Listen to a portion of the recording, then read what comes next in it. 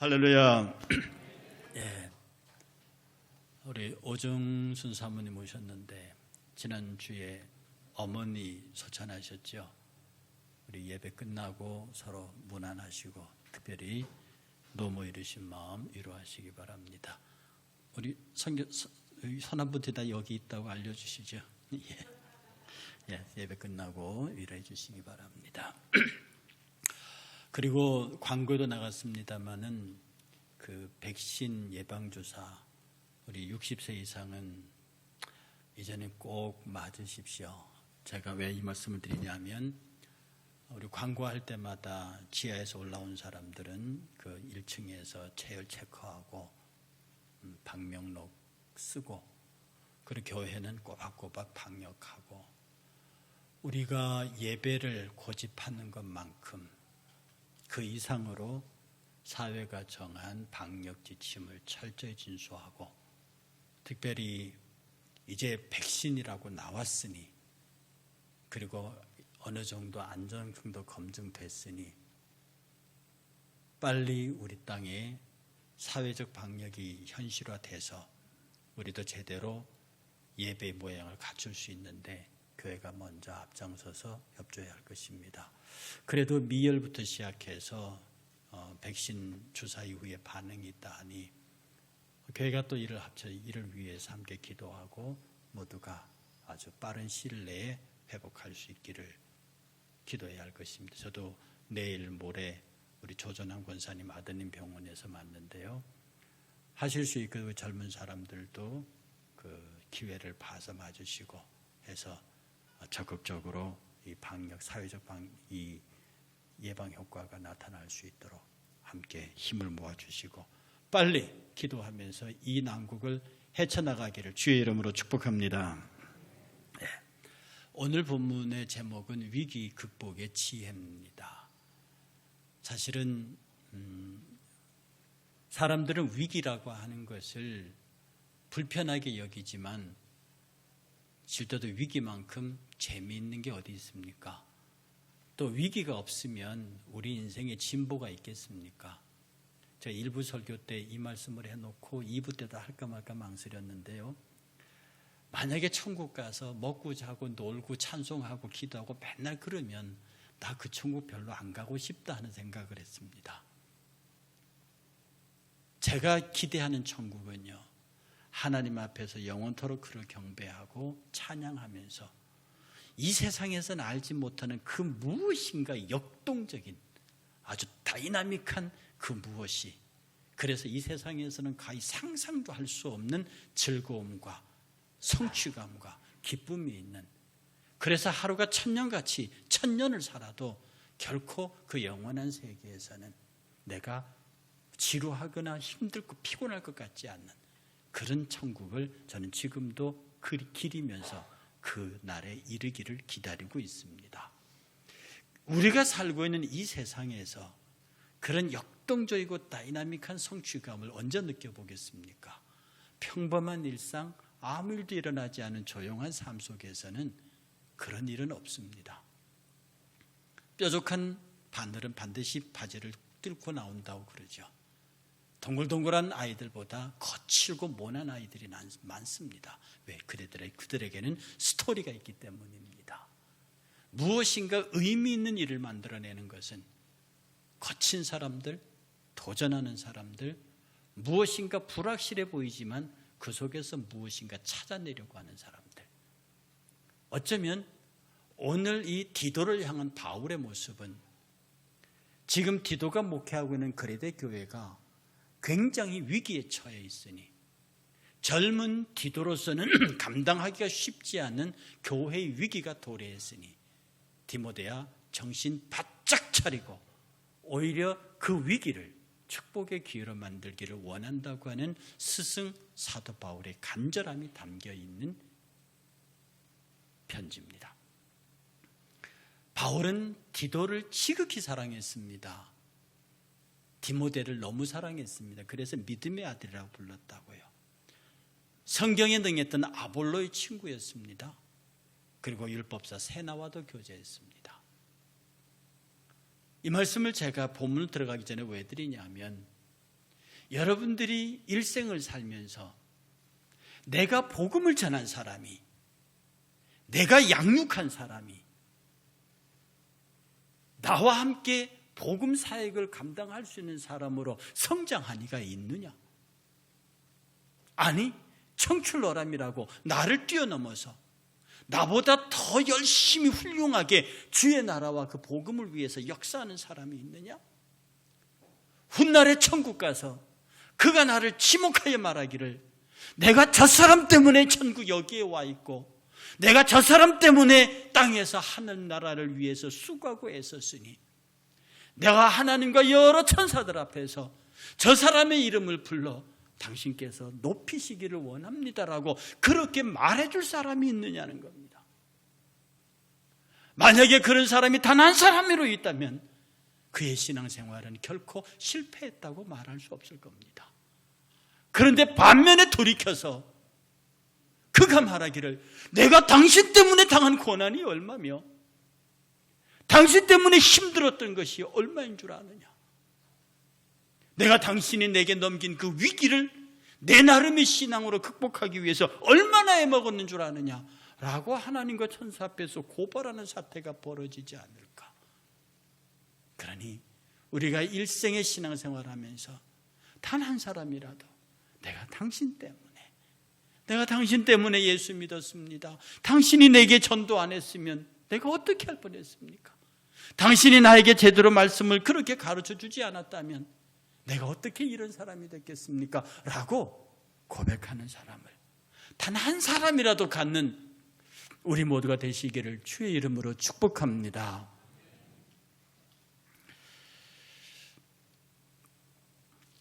그레데 교회의 위기는요, 오늘 본문에 나와 있는 9절의 말씀대로 어리석은 변론과 족보 이야기와 분쟁과 율법에 대한 다툼이라고 말했습니다. 사실 이것은요, 영적 파워가 막강했던, 그리고 사도적 권위를 갖고 있던 당시 교계와 전도계의 유력한 유일 지도자였던 바울이 세운 그레데 교회입니다. 감히 누구도 그의 권위에 도전하지 못한 막강한 카리스마가 있죠.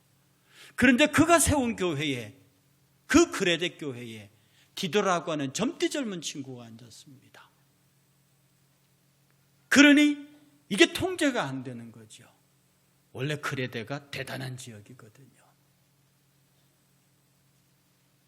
그래서 디도를 향해서 바울이 강력하게 권면합니다. 무엇을 피하라? 첫째가 어리석은 변론을 피해라. 어리석은 변론이라고 하는 게, 변론은요, 추구하다, 찾다, 구하다 그런 뜻입니다. 이 말의 뜻은 뭐냐면 성경에 있는 것을 얘기하는 게 아니라 성경 밖에 있는 것을 자꾸 가지고 와서 그것을 갖고 얘기하는 거예요.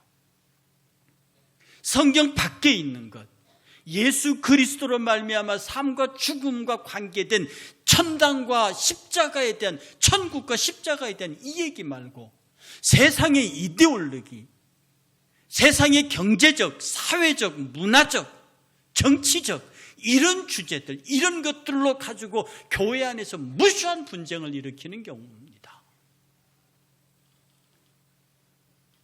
특히 여기서 족보 이야기가 나오거든요. 이 족보는 여러분이 알고 있는, 우리가 아는 그런 족보가 아닙니다.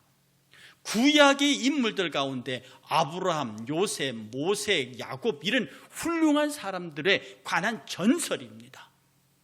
그들은 성경 밖에 있는 이 사람들의 전설을 만들어요. 그래서 그 사람들을 막 높입니다. 그리고 나는 아브라함에게 속했다, 나는 모세파다 이러면서 서로 싸웠단 말입니다. 그런데 이런 일들이 구약 사람들만 내세운 게 아니라 당시 바울에게도 있었어요. 그래서 고린도서 11장 12절에 가보면요, 나는 바울에게, 나는 아볼로에게, 나는 게바에게, 나는 그리스도에게 속하였다, 나는 바울파다, 아볼로파다, 게바파다, 그리스도파다 이러고 싸우는 거예요. 그러니까 바울이 말하기를 나는 씨 뿌렸고 아볼로는 물 주었는데 씨 뿌리는 사람이나 물 주는 사람이 무슨 차이가 있느냐? 제발 그런 것들로 싸우지 마라. 그런데 이 사람들은 자기들의 족보 얘기를 합니다. 훌륭한 사람들을 만들어서 이야기를 만들어 놓고 전설을 만들어 놓고 내가 그 파에 속하였다고 그러고 서로 싸우는 거죠. 그리고 또 하나의 부류가 율법에 대한 다툼이었습니다. 당시 율법에 대한 이단이 두 개가 있습니다. 하나는 율법주의입니다. 그게 무슨 말이냐면 소위 유대파 그리스도인인데요, 예수를 믿으면서 십자가로 구원받는 것으로 충분한 게 아니라 할례도 받아야 되고 안식일도 지켜야 하는 사람들입니다. 예수 믿어, 세례 받아, 은혜로 구원받는데 거기에다 보태서 안식일도 지키고 할례도 받게 해라. 이게 유대파 그리스도인으로서 바울은 철저하게 경계했던 율법주의입니다. 또 하나의 율법 이단이 있는데 그것은 무율법주의입니다. 우리가 은혜로 구원받았지 않았느냐, 십자가의 보혈로 구원받았기 때문에 율법은 필요 없어. 그러니까 율법은 안 지켜도 되는 거야. 우리의 영이 구원받기 되기 때문에 이 악한 육은 아무 소용없어. 그러니까 육이 짓는 죄는 죄가 아닌 거야. 그러면서 율법을 지킬 필요가 없다고 가르치는 무율법주의 이단이 있었습니다. 사도 바울은 이 무율법주의자들도 철저하게 이단으로 정죄했습니다. 여러분, 우리는 법을 하나님의 법을 지킴으로 구원받지 않습니다. 우리는 은혜로 구원받는다고요. 우리는 은혜로 구원받습니다. 그런데 유대교와 기독교의 차이가 뭐냐면 유대교는 구원받기 위해서 율법을 지킵니다. 이게 천주교와 맥락을 같이 합니다. 천주교는 교회에 나와야 구원을 받습니다. 구원받아서 교회 일원이 된 게 아니라 교회에 들어와야 구원을 받습니다. 그들은 끝까지 신부를 붙잡아야 합니다. 왜? 신부가 구원을 배분하기 때문입니다. 죄도 용서하는 사죄권도 있습니다. 그러니 그들은 끝까지 교회의 예배와 사제를 붙잡아야 합니다. 그러나 기독교는 반대입니다. 내가 구원받았기 때문에 율법을 지킵니다. 내가 구원받았기 때문에 율법을 지키는 거라고요. 율법을 지켜서 구원받는 게 아니라 내가 구원받았기 때문에 사랑은 약속을 지키는 것입니다. 사랑은 법을 지키는 것이라고요. 내가 사랑하기 때문에 그 법을 지키는 겁니다. 내가 그 법을 지키기 때문에 사랑하는 게 아니죠. 오늘 우리의 신앙생활은 모든 영역에서 내가 하나님을 사랑하기 때문에 그 사랑으로 인해서 내가 주의 법을 지킵니다. 그런데 오늘날의 문제는 뭐냐 하면 예수 잘 믿는 사람이, 신앙생활 잘한다는 사람이 그렇지 못하다는 사람들을 향하여 엄청난, 정말로 말로 견딜 수 없는 고난을 가하기 때문에 그렇습니다. 우리가요, 교회가 위기를 극복하는 때는요, 교회는 위기가 왜 생깁니까? 이 말에서 생깁니다. 교회의 위기는 말에서 옵니다. 우리가 무슨 말을 어떻게 하느냐는 성령께서 주시는 말과 악한 영이 주시는 말인데 그것을 자기 신념으로 만드는 순간부터 악이 작동합니다. 칼빈을 원조로 하는 칼빈 교회, 개혁교회에서 얼마 전에 크게 하나 사과한 것이 있습니다. 전 세계 교회를 향해서 사과한 것이 하나 있는데 그것이 뭐냐면 제네바에서 칼빈이 세르반투스라고 하는 사람을 화형시킨 사건이 있었습니다. 그 화형의 이유가 뭐냐면 칼빈이 가르치는 삼위일체 이론을 믿지 않는다는 것 때문에 그렇습니다. 삼위일체 이론을 믿지 않으면 당시의 이단이고 지금도 이단입니다. 내쫓으면 됩니다. 출교하면 되는 것인데 입사, 입법, 사법, 행정의 모든 권한을 쥔 제네바의 칼빈은 세르반투스를 화형합니다. 그리고 그 후손들이 오늘날 이르러서 그 일을 사고했던 거죠. 교회는 누가 분열시키느냐? 교회는 누가 문제를 일으키느냐? 교회는 어떤 사람이 사고를 일으키느냐? 절대로 평신도들은 사고를 안 일으킵니다. 교회 나온 지 얼마 되지 않는 사람은 문제를 일으키지 않습니다. 누가 문제를 일으키느냐? 자칭 영성이 깊고 거룩하다고 하는 사람들에 의해서 교회는 문제가 발생했습니다. 그들의 정죄에, 그들의 비판에, 그들의 인정사정 없는 단도질에 성도들이 상처를 입고 교회가 쪼개지는 겁니다. 성경은 말합니다. 예수 그리스도 안에 있는 자는 결코 정죄함이 없나니 누가 누구를 정죄합니까? 누가 누구를 책망할 수 있느냐고요. 예수 그리스도가 정죄하지 않는 자입니다. 예수 그리스도를 향한 십자가와 하나님의 나라, 그 거룩한 생명의 가치, 즉 이단이 아닌 다음에는 그 누구도 정죄할 수 없고 그 누구도 배척할 수 없는 겁니다. 오히려 더 사랑하고 더 축복하고 그의 허물이 내 눈에 띄는 순간에 나의 기도 제목이 생겼음을 고백하고 그의 부족함이 발견했을 때 내가 채워주어야 한다고 생각하고 그의 모자람을 발견했을 때 내가 그 모자람을 위해서 무엇을 위해 살 것인가를 생각해야지, 감독자의 위치에 서고 관리자의 위치에 서서 판단하고 나누고 책망하고 그런 일을 통해서 상처 주는 것으로 당시 크레데 교회는 그 어마어마한 죄악에 빠져 있었습니다. 율법주의자와 무율법주의자들이 모여서, 허탄한 족보를 얘기하는 사람들이 모여서 세상의 이데올로기를 교회 안에 끌고 들어와서 그리고 갑론을박 만들어서 교회를 엉망진창으로 만들어버렸다고요. 내가 너를 크레데에 떨어뜨려 둔 것은 이렇게 잘못된 일들을 바로잡고 교회의 장로들을 세워서 이 모든 일들이 하나님 앞에 온전히 서게 하기 위함이라고 말했습니다. 우리 교회는 말입니다, 우리 그리스도의 교회는 가르치는 교리가 있습니다. 본질에는 일치, 비본질에는 자유, 매사에는 사랑. 이 말을 가장 먼저 한 사람이 기독교 교리를 거의 확립한 어거스틴이 한 말입니다. 본질에는 일치하라.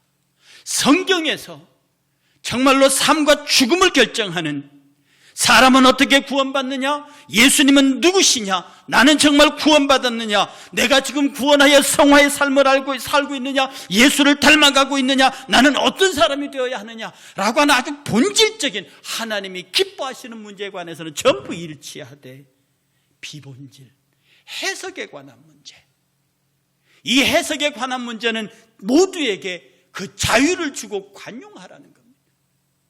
너는 그 사람을 판단하지 말라는, 판단은 오직 주님만 하는 것이다. 누구도 정죄하지 말라는 거야. 정죄하는 것은 주님이야. 주님이 정죄하지 않기로 작정하셨고 정죄받은 내용은 당신이 십자가에서 이미 해결했으므로 누구도 너의 정죄를 받을 사람이 없다는 겁니다. 그런데 우리가 정죄한 사람이 얼마나 많아요? 우리 입으로 비난한 사람이 얼마나 많아요? 형사들이 말하기를 10명의 도둑을 놓치더라도 1명의 양인을 피해를 주지 말라고 하는데, 저는 이렇게 말합니다. 10명을 전도하는 것보다 1명에게 상처 주지 않는 것이 낫습니다. 오늘 우리 교회 안에 출입하는 사람들이 단 1명이라도 형제와 자매의 말에 의해서 상처받으면 안 됩니다. 그 상처받는 말은 무심코 내어뱉고 그것이 습관화되어 있는 것에 관해서 하나님 앞에 처절하게 회개해야 합니다. 지금 이 순간 우리는 물어야 합니다. 내가 상처 준 사람이 얼마나 되는가? 나로 인하여 상처받은 사람이 얼마나 되는가? 다시 말하면 이 교계 전체의 역사는 이렇게 갈라졌고 이렇게 분열했습니다. 내가 스스로 의인이라고 생각할 때 남을 판단할 수 있는 겁니다. 내가 스스로 잘난 사람이라고, 새롭다고, 맞다고 생각할 때 남을 비판할 수 있는 거라고요. 제가 우리 학교 얘기해서 죄송합니다. 제가 학교에 있을 때 회의를 합니다. 다 박사들이잖아요. 다 교수들이잖아요. 다 단체 장이잖아요. 그런데 그런 사람이 모여서 어떤 사람이 얘기를 했는데 그 얘기 끝나기가 무섭게 말합니다. 그 말도 안 되는 소리 하지 말고요. 뭡니까? 그렇게 말하면 안 되는 거지요. 그러나 자신은 자신에 차서 그 말을 내뱉는 거지만 그렇게 말하는 그 사람의 말이 더 틀릴 수도 있는 겁니다. 오늘 우리는 남을 나보다 낮게 여기는 것이 겸손이라 했습니다. 정말로 죽고 사는 교리적인 문제, 이단의 문제가 아닌 다음에는 모든 판단은 주님에게 드려야 합니다. 겸손하게 내 눈에 그의 허물이 보이면 눈물로 기도해야 합니다. 그 말로 인하여 미움이 발생하면 그 미움을 넘어서기 위해서 하나님 앞에 눈물로 자기 자신을 쳐야 합니다. 그 과정을 통해서 내가 그 형제와 자매를 더 사랑할 수 있게 되고 그 과정을 통해서 더욱더 성숙한 하나님의 집단으로 나아갈 수 있습니다. 그레데 교회가 그렇게 치열한 다툼과 분열이 있음을 바울이 그렇게 힘들어하면서 디도에게 네가 그것을 말씀과 은혜로 진정시킬 것을 부탁합니다.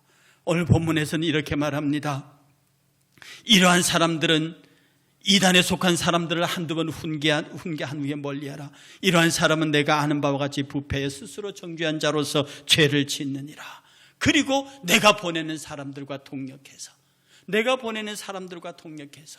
이 모든 일을 바로잡고 서로 무난하라고 말합니다. 여러분, 우리의 삶 속에서 신앙생활의 마지막으로 필요한 것이 서로가 서로를 격려하는 겁니다. 격려는 칭찬보다 차원이 높은 겁니다. 칭찬은 그를 기분 좋게 하는 것이고 그를 즐겁게 하는 것이지만 격려는 그로 하여금 다시 시작하게 하는 겁니다. 격려는 그로 하여금 새롭게 하는 것입니다. 격려는 그로 하여금 힘을 얻어서 다시 일어서게 하는 겁니다. 제발 여러분의 입에서 격려의 말이 나가야 합니다. 축복의 말이 나가야 합니다. 책망하는 말은 자기에게 쓰십시오. 남을 탓하는 말은 자기에게 하십시오. 여러분 스스로를 탓하고 나를 낮추고 상대는 격려하고 축복하고 사랑하고 위해서 그가 우뚝 하나님의 사람으로 서서 많은 사람들을 위해 나와 함께 동력할 수 있는 사람으로 만들어야 합니다. 왜 우리의 말이 이토록 거칩니까? 내 마음에 불편하다고 왜 그렇게 사람들을 비난합니까? 오늘 한국교회 전체 메커니즘이 그렇게 변해갑니다. 통곡하고 울어야 할 일이라는 거죠. 제발 우리 일산교회만이라도 우리들의 대화를 제발 축복의 언어로 바꾸세요. 내 앞에서 미운 짓을 하는 사람이라도 사랑한다고 말하세요. 내가 너의 허물을 내가 감당하겠다고 말했어요. 당신이 하는 그 험한 말을 내가 주의 이름으로 축복한다고 말하세요. 말은 곱비 풀린 망아지 같습니다. 이 혀를 제어하는 것이 하나님 앞에 얼마나 복이 있다는 사실인데 여러분들도 사람의 말로 인해서 얼마나 상처를 받으셨습니까? 그런 기억들 다 있지 않으십니까? 그러니 나를 낮추어서 내가 내 자신을 격려하면서 내 옆에 있는 사람들을 끊임없이 격려합니다. 축복합니다. 허물이 보이면 그건 내 기도 제목이다. 그의 잘못이 보입니다. 그것은 내 몫이다. 그렇게 끌어안고 기도하고 사랑하고 묵묵히 주님 앞에서 말없이 행진하면 주의 성령이 여러분을 호위합니다. 하나님의 천사가 여러분을 지킵니다. 누구도 여러분의 마음을 상하지 아니하도록 인도하신다는 것이죠. 오늘 저와 여러분들의 삶 속에 그레데에 떨어뜨린 문제 많은 그레데에 떨어뜨린 디도의 마음처럼 저와 여러분들도 우리의 삶의 자리에 떨어뜨린 주의 마음을 깨닫고 그 마음을 읽어서 내가 주님이 내게 주신 그 십자가 우리도 다 지고 안 주는 사람이 없으니 누구에게나 있는 그 십자가를 지고 하나님 내 십자가를 내가 질 뿐 아니라 저 형제의 십자가 저 자매의 십자가도 내가 같이 지게 하십시오. 내가 내 입에서 험한 말이 사라지게 하시고 축복의 말을 하게 하시고 다정한 말을 하게 하시고 그를 사랑하는 말을 하게 하옵소서. 주님이 정죄하지 않으셨는데 주님이 그를 위해서 십자가를 지었는데 내가 어떻게 그를 정죄합니까? 더 축복하고 더 사랑하고 더 사랑하고 더 사랑해서 우리 일산교회가 사랑의 공동체로 하나님 앞에 우뚝 서는 십자가가 살아있는 교회가 되시기를 주의 이름으로 축복합니다.